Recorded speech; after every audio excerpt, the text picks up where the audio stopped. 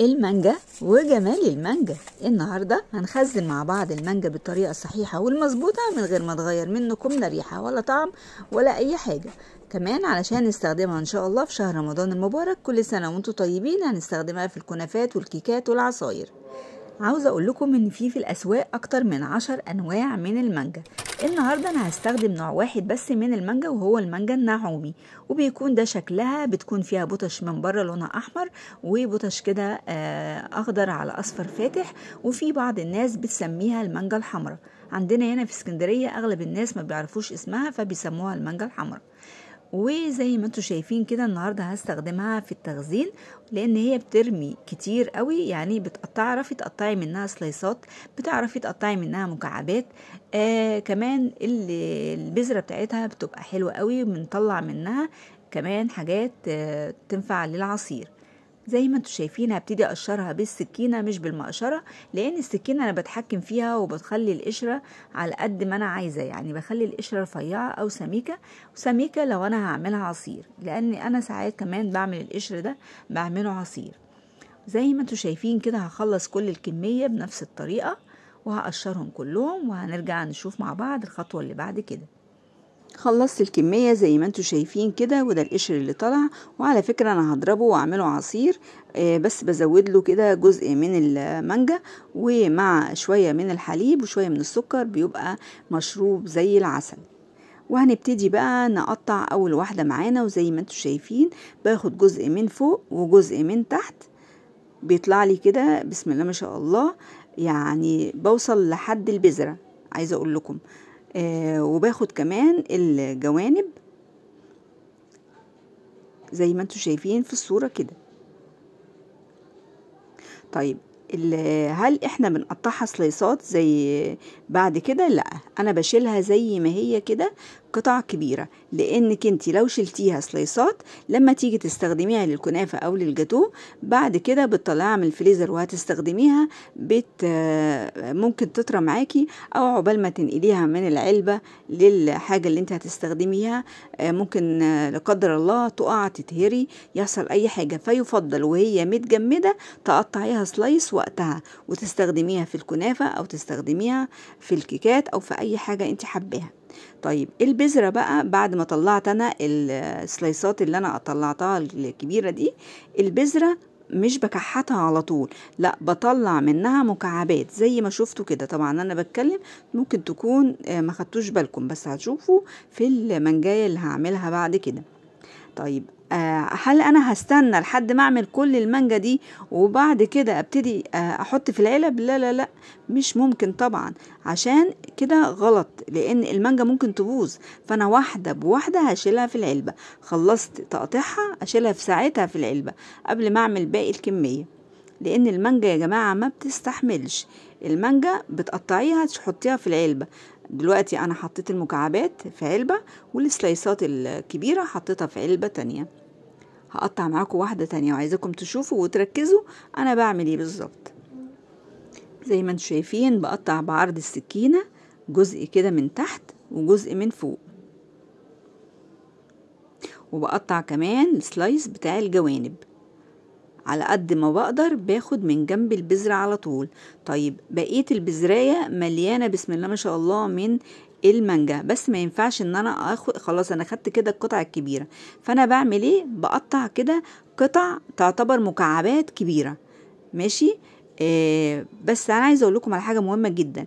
اول باول كل ما تخلصي واحدة تحطيها في ساعتها في قلب العلبة، لان المانجا ما بتستحملش، المانجا ممكن ريحتها وطعمها يغيروا في ثانية. فانت اول باول قطعتي تقطيعة حطيها في العلبة في ساعتها.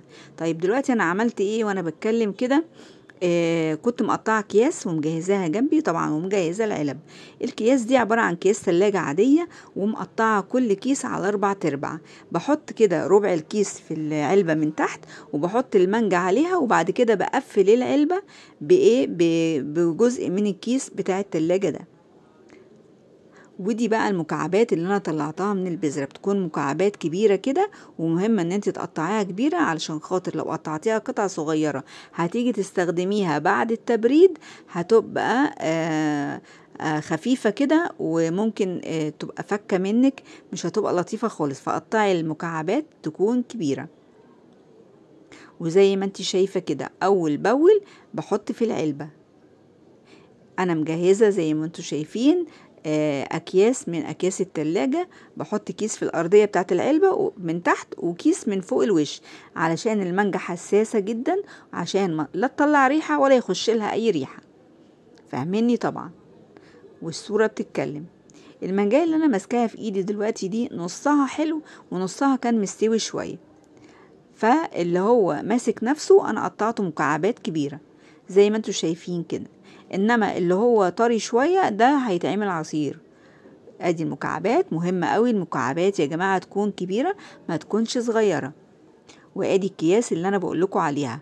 المكعبات بحط لها كيس واحد بس من فوق الوش، انما السلايسات الكبيرة اللي بتتعمل للجاتو او للكنافة، اللي لما بتطلع بنقطعها سلايسات صغيرة، دي بنحط لها كيس من فوق وكيس من تحت، علشان ما يخشلهاش اي روايح، رغم انها محطوطة في علبة زي ما انتوا شايفين كده.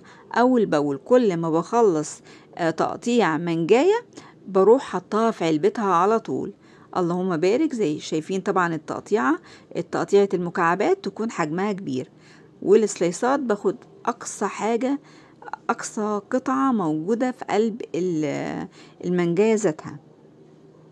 طبعا عايزة اقول لكم ان بعد كده البذور بيكون فيها مانجا، بس المانجا اللي بتتبقى في البذرة هي دي اللي بتتعمل عصير. بكحتها في الاخر وبجمع كل اللي انا كحته ده بعمله عصير.